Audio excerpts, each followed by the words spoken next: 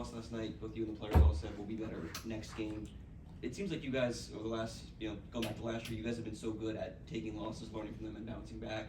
Is that an acquired skill, and why has this team been so good maybe at adjusting over the years? It's just a necessary skill, but certainly for survival in the playoffs.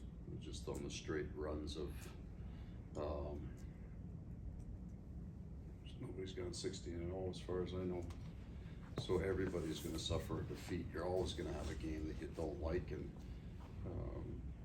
rebounding, learning from it. Even if it's not the critical piece to the next game, you'll always come back to it.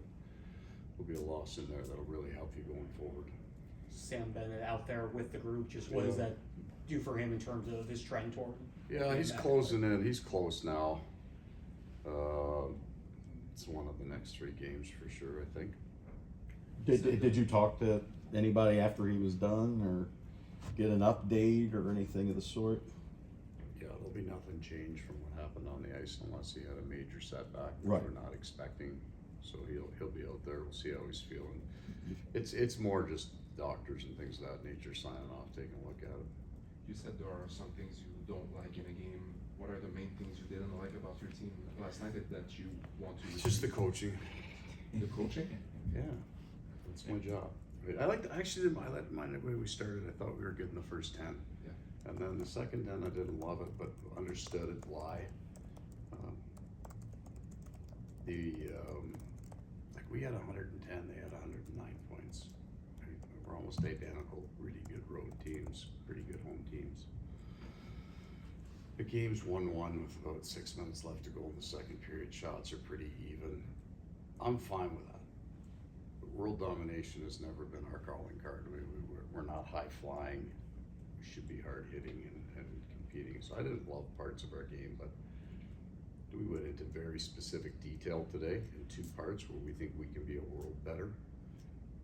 We think that we have been over the course of the year. We're not adding something new to our game to combat something. We just weren't good in a couple areas. But I understand it's the right question to ask. There's like no strategic value in me listing the 2 things that I think we need to be way better at. Because I didn't mean that. no, I understand why you would ask that. What the hell would you ask, right? Like, you guys weren't very good. How you fixing it? I get that. You got a plan?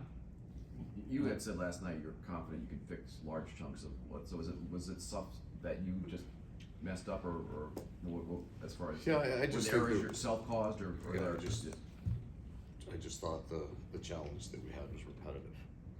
It was something that happened on a fairly frequent basis that I think we can be better at.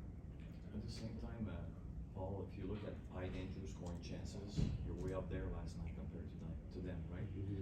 How much do you look at the big picture sometime and say, hey, if I look at the stats, it says that we still did something. Yeah, we only look at analytics if we like them. No, it's not true. That's like the opposite is true, as a matter of fact. So we have harder analytics. Everybody's got kind of the standard group that they use, and then every team now has their own group. Ours are always tougher on us than the kind of somewhat public analytics. And they were still pretty. If you looked at the analytics, you thought we'd have a better game. But that game's 1-1 late in the second. So we lost. They deserved to win the game. They finished on their chances. We didn't. But that's not the important story of the game. The important story for us is where do we got to get better to be a good hockey team. All kind of a big picture one, if you'll indulge me. You've been here 2 years. There's only 6 guys in the league that have had jobs, their current job longer than you have. Give it a month. Yeah. I think you're gonna be okay. We'll see. We'll see. It's all in George how he spends it. How, I know it's Tweeting. comes with the territory of Yeah. being a coach, but how maddening can it be sometimes when you see? Yeah, So it's a revolving door, and your Believe it or job not. does not have security. How do you guys deal with that? I mean, I'm lucky now that I can look back and say I survived it. Right? Very frustrating because there's some really good coaches that probably never have long tenures because they don't coach teams that are capable of really getting better fast. It's just true.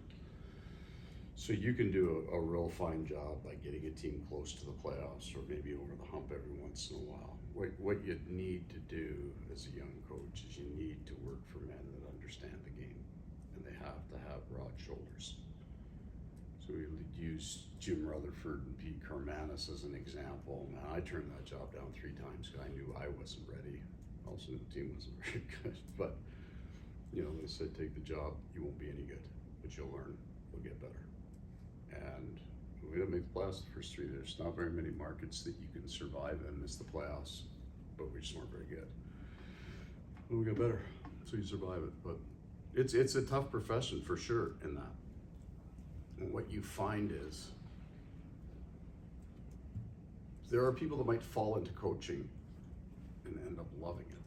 But for the most part, the love will precede you becoming a head coach in the NHL. And it's necessarily because you won't survive to get there unless you love it. So for most people, my story is completely different and weird as hell. But it's a lot of days on buses, and you get a first crack in the National Hockey League and you lose that job.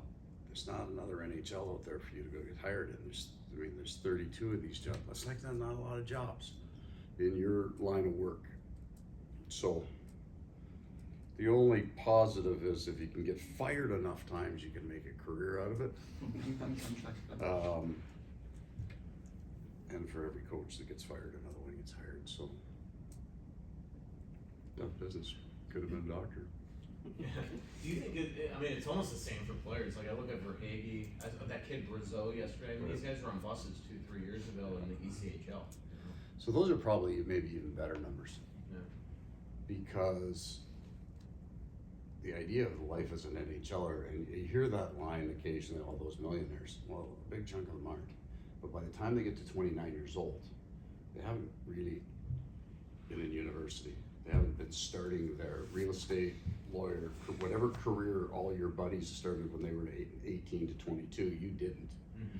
It's a big risk for the average person, right? For the average player, the guy who plays 300 games, which is a lot, right? I don't know what the number is when you factor in the guy that plays 1, and then you've got the Patrick Marleaus of the world, the guys with the big numbers, what the average number is for players. But you make, I think, an incredible life investment in this. For coaches, yeah, you know, we do the occasional business speech, but it doesn't really translate to a lot of other businesses other than sports is competitive. For players too, you're not saying, hey, the hockey thing's not working out. You know, I think I'll start my psychiatry career. Like you put a big risk in. There's a huge risk, right? You're a small business owner and you're trying to survive. Can I just ask you about Lundell? He's moved up before when there's been injuries. And, Yeah. now he's been playing up there with Reinhart and Mr. What have you seen in him? And is there still more offense in there? Yeah. You just kind of settled to that this is who he is. I mean, it's like 3 years. He's in the too league. young. Yeah, exactly. He's yeah. way too young. Yeah. So last year, well, we could go back 2 years ago when he scored a bunch and he played with Marchment and Reinhart quite a bit that year. It's also a healthy scratch in the playoffs. That's not a character flaw or weakness. He was just young. Right. So last year he plays the full run. He gets into the 3-hole. We have a pretty good run, and at times the other team was looking for. There's the young guy, right? You got Bennett and Barkov. You got the lead. You got to go and get after the kid. He was really, really good. So I'm a fan of his. I'm also mindful that he's still young. He's got there's a huge difference between 24 and 27. First, they all got to forget all the things they learned when they were 19, when they scored, 100 points a year, and then the NHL doesn't let you do that. And then the heavy, hard things that come with being a center iceman. It's difficult to be a good soft center iceman unless your hand skills are so good, right, that you can live with it. He's making huge steps in that. I'm a big fan. I think there's definitely more offense. That will come when he stops trying to produce offense, I think. It's a big year for him, right? His numbers weren't happening for him, but he's grinding now, so I'm happy for him. Probably kind of an obvious question, but just how big of a difference in team attitude and momentum or anything is it, if you guys are going to go to Boston, at 1-1 or, potentially down 2-0? Yeah, each game has its own vibe, its own feel. The road's been a good place for us. Always kind of has been. It gets us back to our game a little bit. But you wanna go in 1-1, right? You don't wanna go down 0-2. I mean, I'm sure Pete DeBoer was really excited about providing entertainment for the rest of the hockey world, but given his choice, he wouldn't have gone to Game 7, except he's lights out in Game 7. So we're gonna do everything we possibly can to win that game tomorrow night, and then we'll rest the next day and try to do it again. If all's right, we get to do 7 of them. You looking at any lineup changes for tomorrow? Just you, George, your own attitude. Shift length was horseshit last night, George. I'll see you then. No, and- I'm not looking for any changes as of now, but I'll wait and see what we get. Yeah, and I was gonna ask you about the Black Aces. Yeah. You got a bunch of them up here. What is the plan working them? I mean, we haven't seen them on the. Do they work before, after? After, so that if we run a full practice and we have a couple of guys missing, we can pull them into it.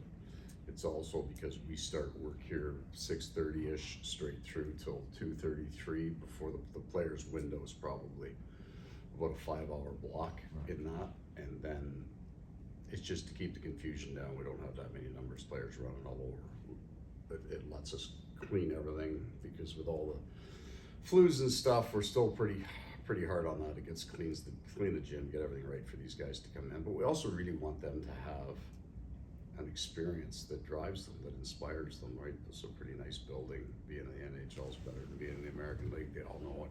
But having them around the energy of a playoff run is really, really important for them, because we don't want them in the American League. We want them to push their way onto our team. And I wanted to, and you don't have to answer. Thank you. Zach Dalpe, why is he not been called up? Is that a personal thing? Maybe you guys are too No, deep? big fan of his. He's a good veteran pro. But I've got 2 other guys that I would probably put at center ice ahead of him when Sam's healthy. And he's got a young family. And he had a good run for us last year, right? He got that. So we just felt it was time to give some of the other young guys that Black Ace. He's had enough Black Ace experience. That's what I meant by the pre. Yeah. I thought that maybe if he wasn't going to play, why bring it? Why Right, do I that? don't have him right there. You know, if the same thing happened last, and you know he had to run 6-8 weeks to get into a game, sure he would. He's done it though. Right. It just seemed respectful, maybe is the right way.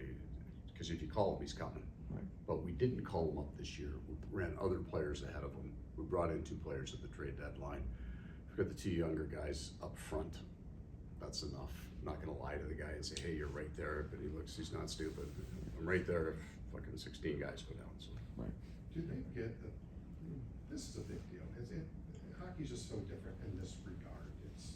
Football has a practice squad, sure, and NBA teams have a G League. This is a big deal for a lot of those kids. Yeah. They Because we don't have the NHL, at least we don't operate on a practice squad, you're like, the difference between 23 and 24 on your list is a huge freaking deal, right? And it's better here, and it's more fun here, and it's their lifelong dream. We do need to expose them to that. Inspiration is a really big part of, I think, young players from 20 to 22 pushing through to the next level, that belief I can be there. They'll watch the games. They'll watch guys on our team. They'll say, I'm better than that guy. I can be better than that guy. I can do that job. So it's good for them to be